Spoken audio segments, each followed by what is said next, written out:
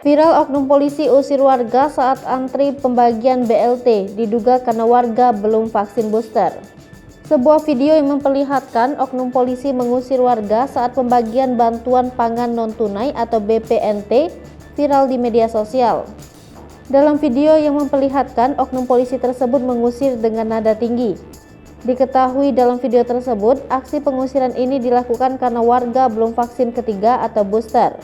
Video tersebut satu di antaranya diunggah ke Facebook pada Rabu 20 April 2022. Video berdurasi 27 detik itu, terlihat polisi berdiri di tengah kerumunan kemudian meminta warga yang belum vaksin ketiga agar tidak dilayani. Dalam narasinya, seorang anggota polisi melarang penerima manfaat BLT untuk mencairkan BLT bila belum divaksin booster. Setelah ditelusuri, Kaligangsa merupakan nama kelurahan di Kecamatan Margadanang, Kota Tegal. Dilansir dari kompas.com, Kasat Binmas Polres Tegal Kota AKP Didik Guntoro saat dikonfirmasi menyebut jika kejadian itu bukan di Kota Tegal, melainkan Desa Kaligangsa yang masuk wilayah hukum Polres Brebes. Sementara itu, Kapolsek Brebes AKP Wagito membenarkan video viral tersebut. Lebih lanjut, ia mengatakan saat penyaluran BPNT anggota Polsek sedang berjaga melakukan pengamanan agar berjalan aman dan lancar.